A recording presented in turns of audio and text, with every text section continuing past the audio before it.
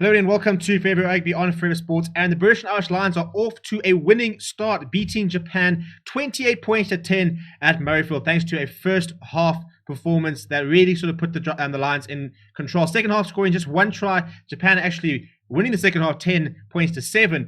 But the work was done in the first half. It was a very good performance by the British and Irish Lions in that sort of opening half an hour period, which sort of put them in the driving seat. But credit to Japan, a team who has not played international rugby for well over 18 months, looked very, very good, looked full of running, had some very nice moments. The bench made a big difference, which I think was quite surprising.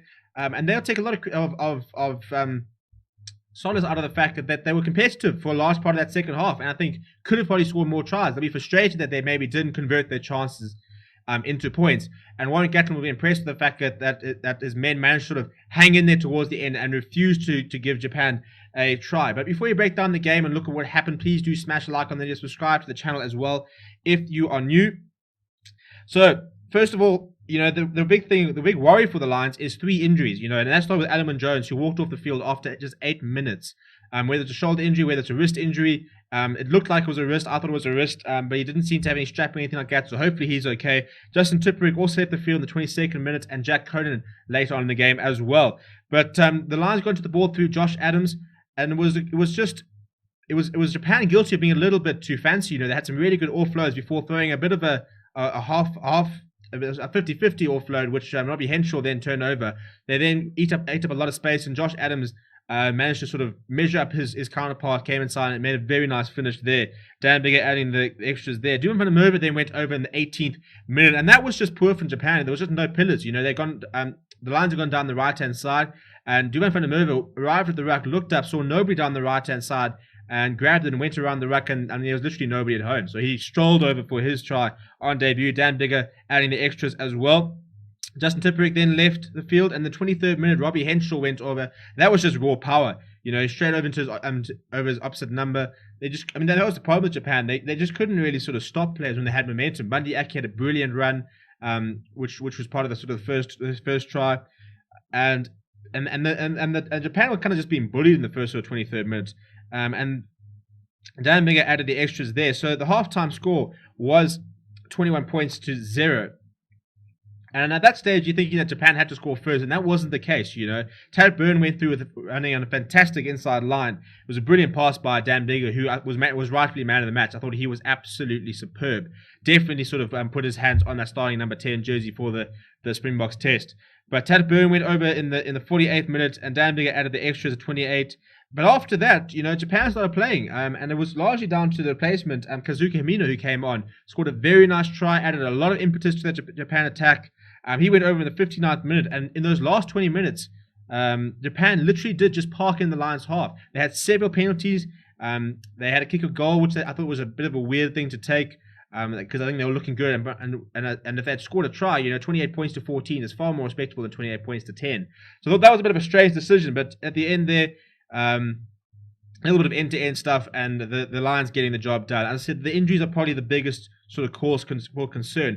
If you look at some of the stats for the game, 43% possession for the British and Irish Lions, because Japan had all the possession in the second half. They had 67% possession in the second half, 57% overall. Territory as well, thanks to the second half, 63% territory in the second half, overall 54% for Japan.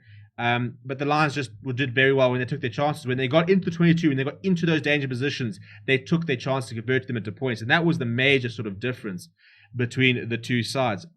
Meters run, Japan were full of running. They ran 438 meters to the Lions 329. They beat 26 defenders to the Lions 17. 6 clean breaks, more gain line carries, almost twice as many passes, not as many offloads, but 14 turnovers won by the Lions. That was a major area where Japan really struggled. It was slow ball from the rucks, and they lost a lot of ball on the ground. They weren't very good at looking after possession, so that's something that they'll need to try and change. The Lions were full of kicking. Conor Murray, 35 kicks from hand, quite a lot of kicking from the Lions.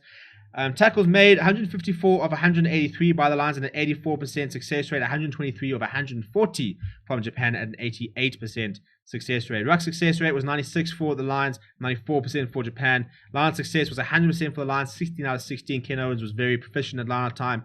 12 out of 14 for Japan, and scrums was 3 out of 4 for the Lions, and 9 out of 9 for Japan. I was actually very impressed with their scrum. I thought that they fronted up quite nicely, and they and they held their own.